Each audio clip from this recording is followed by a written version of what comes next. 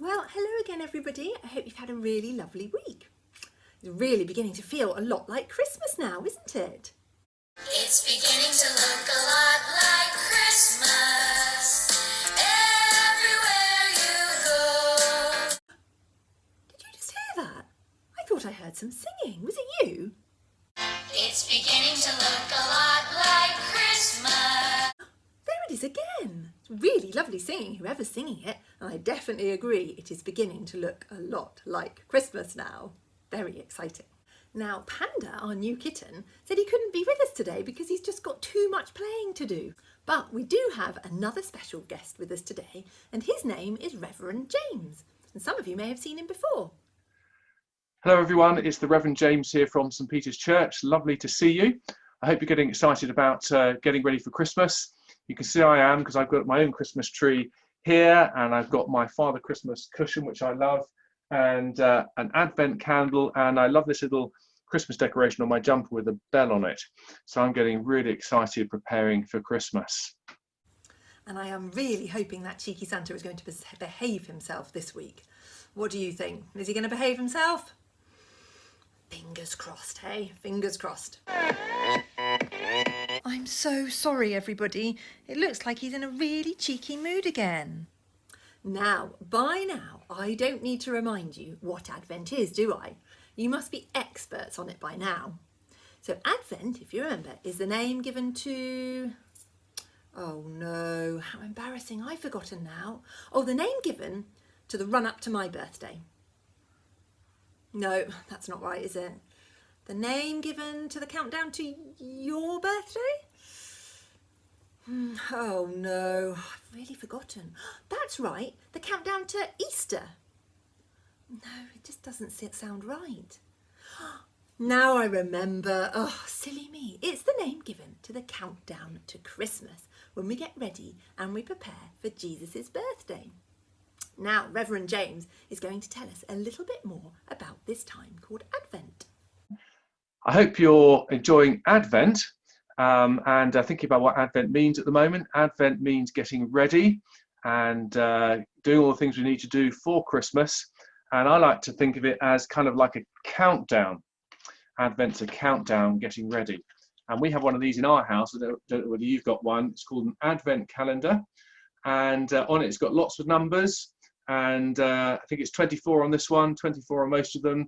So we're counting down to Christmas. 1, 2, 3, 4, 5, 6, 7, 8, 9, 10, 11, 12, 13, 14, 15, 16, 17, 18, 19, 20, 21, 22, 23, 24 days till Christmas when we start December. So I really like an Advent candle and calendar. That's the Advent candle there, which has got numbers on it as well. And we use this little book here to think about the Christmas story, counting down and getting ready for Christmas again. So that's Advent, getting ready and counting down. So I wonder how many of you have Advent calendars that you're opening each day at the moment in the lead up to Christmas. Or maybe you've got Advent candles at home as well. But together we have been looking at our Advent wreath. Here we go. And at the moment we've got 2 candles lit. We've got our candle, this one was our candle of hope that we lit our first time together. And that was when we think about how we can have hope for Jesus' coming at Christmas. And then our last time that we had together was when we lit our candle of peace. And that is when we think about the peace that Jesus brings at Christmas. Now, this week we're going to light this candle over here, which is our only pink candle. And I'm going to give you a little bit of a clue as to what that candle is all about. So have a listen to this song and look out for the word that is repeated a lot. And that will tell you what our third candle is. I got joy at the start of the down in my heart. I got joy down in my soul. I got joy on my lips, even in my fingertips. I got joy from my head to my toes. Jesus is the joy. Jesus is the joy. Jesus is the joy in my heart. So can anybody guess? I wonder if you all know, what is our third candle all about? That's right, it's all about joy. Well done. So I'm going to light it now. There we go. And we've got our 3 candles lit. And then next week, which will be our last time together, we're going to light our candle of love. But today, let's think about joy. Why don't we have a think about what joy is? I think joy is to do with happiness and feeling cheerful and feeling just joyful about things. Maybe when you're really excited about looking forward to something, a little bit like we get joyful looking forward to Christmas. Okay, Santa, and we do feel joy when we think of you at Christmas too. Should we hear what some other children think that joy is? Happiness, hanging out with my family and having fun with Christmas, I guess. Having fun by doing what you like doing, helping others really, and being happy. Joy is happiness and friends. I think it's friends. And Christmas. Is when family gathers and has a great time. Now, have a little look at what these people are drawing in chalk. What is joy? They're actually drawing what other Joy people are is saying that joy an expression is. of delight or celebration. The view from a mountaintop. Seeing my loved ones being happy. Joy is when you have something that you can be excited about, but that's not necessarily right now. What is joy? Probably when something makes you really happy deep inside. When I go out and it's a sunny day in London. It's family time with fireplace. Finishing school and getting no homework. Laughter. I think a combination of peace and happiness. Summer holidays. What brings me joy is a wild jazz gig. Joy is more than just feeling happy. Happiness that is secure, that can't be taken away. That full feeling on a Sunday when you've had Sunday lunch. Rainbow. Lollipop. Joy means being able to sing even when things are difficult. I can be joyful even in the midst of trouble. Like a knowledge that you're held. You might not be happy right now, but you can still be joyful right now. Multicolours. So last week we looked at the part of the Nativity story where the angel Gabriel appeared to Mary and told her she was going to have a baby called Jesus and he would be the Son of God. Now, I wonder who knows what happens next. Well, Mary marries a man named Joseph. Here we are, let me find my Joseph. And there's Mary, and they get married. And they go to be counted in what we call a census, where everybody was counted and they had to go back to where they were born. So because Joseph was born in Bethlehem, Mary and Joseph had to travel all the way to Bethlehem. And that was where Jesus was born, but that comes a bit later. So, who knows how they got to Bethlehem? Did they go on a space rocket? Did they go on a hovercraft over the water? Did they go on an aeroplane? Zoom. Did they go on a pirate ship over the water? Does anyone remember? That's right, they went on a donkey. So Mary probably travelled on a donkey because she was pregnant, wasn't she? She had her baby Jesus in her tummy. And all of them went to a place called Bethlehem. And in Bethlehem, in a stable, Jesus was born. And he was laid in a manger, which is an animal feeding tray. Here we go. There's the manger. Because they didn't have a proper cot for him. Because unfortunately, there wasn't any room for Mary and Joseph in Bethlehem in any of the hotels, was there? Or any of the inns? Because probably, we're not actually sure, but perhaps because lots of people had been going to Bethlehem to be counted. So there wasn't any room for them. So they had to sleep with the animals in the stable. And that was where Jesus was born, in a stable. Now, I wonder who can remember from our nativity story, who were the first people to come and visit baby Jesus in the stable? No, it most definitely was not you, Santa. I am so sorry about that, children. It was, in fact, the shepherds. And we're going to hear a little story about them now. And watch out for some very silly shepherds. The baby was born, God's little son. We'll call the baby Jesus. Mary and Joseph loved their new baby boy very much. I must wrap him to keep him warm and comfortable. The ox's feeding box. Jesus can sleep in here.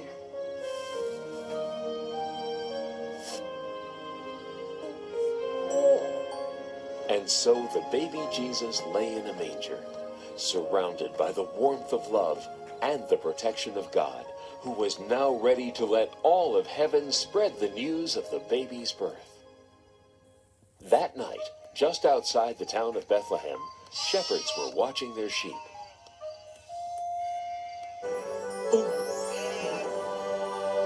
Greetings. Don't be afraid, shepherds. I bring good news of great joy. Tonight, a most wondrous thing has happened. Here in Bethlehem, the Son of God was born.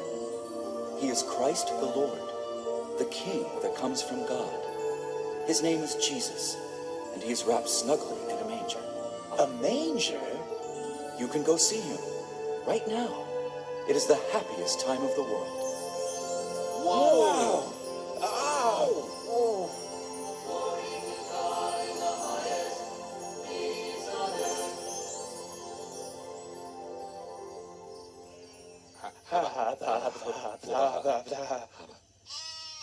A king in a manger?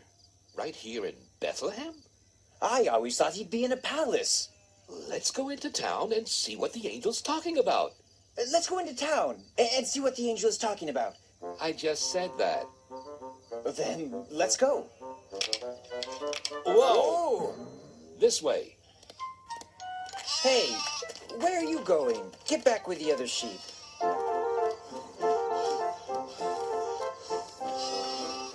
Didn't I tell you to go back? All right, but you'd better behave.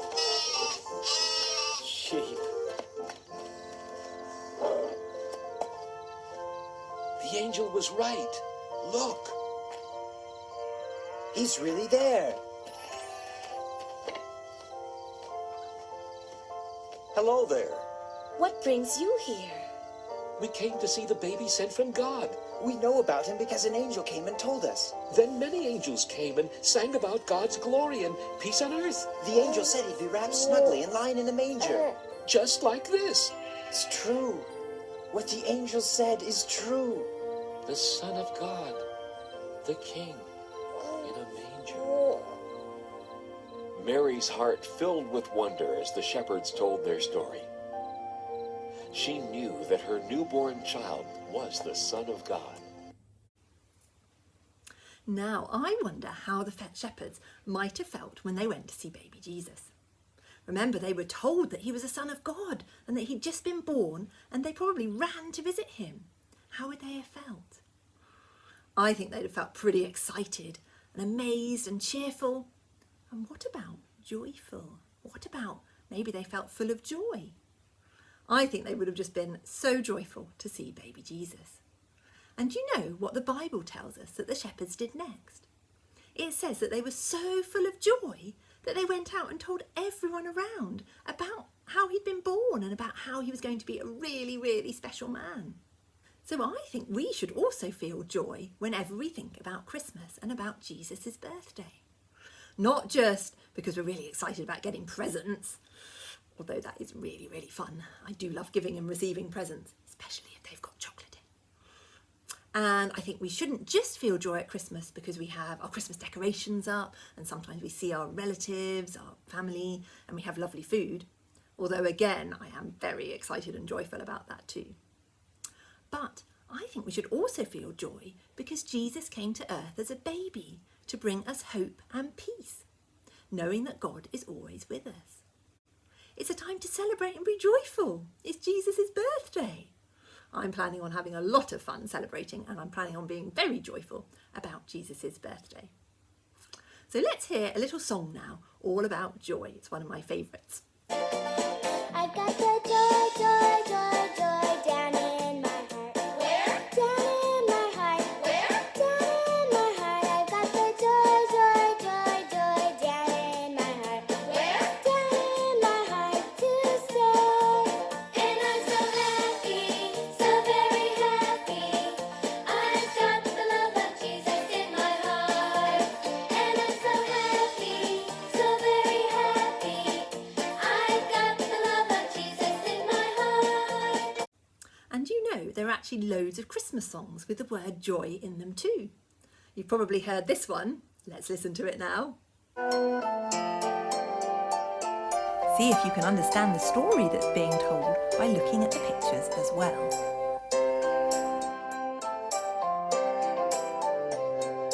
Joy to the world, the Lord is come. Let us receive her King.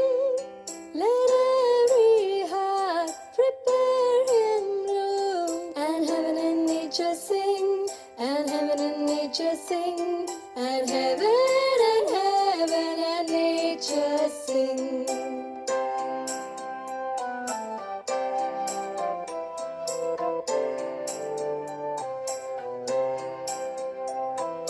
Joy to the world, the Savior reigns. Let men their songs employ, while fields and floods, rocks, hills and plains. Repeat the sounding joy, repeat the sounding joy, repeat the sounding joy. So at Christmas, people try to spread joy and happiness to those around them, don't they? I wonder if you can think of any ways that you can maybe spread some joy to other people this Christmas. Maybe you could be especially kind to your friends. Share your Christmas presents, your toys that you might be given with your brother or sister, if you've got any, or with family and friends. Or maybe you can make some lovely cards for people who might want cheering up, or who might maybe be alone at Christmas. Or maybe you could ask your grown-up to record you doing a show or some singing, and you could send that to your grandparents or somebody you think who might really appreciate it. I'm sure you'll think of lots of ways to spread joy to others this Christmas. So I thought it'd be nice to close our time together with a prayer. And again, if you want to make it your own, please say an Amen at the end. Dear God, thank you for all the joy that we have at Christmas time. All the fun that we have with family and friends, and all the presents we have, and the food and decorations. But please help us to also remember the joy that you bring as we remember Jesus' birth at Christmas. And help us to think of ways we can share some of this joy with others this Christmas too. Amen.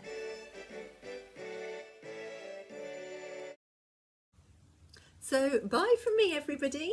It's been lovely seeing you all again, and I'll look forward to seeing you again next week when we're going to light our last Advent candle, which is our candle of love.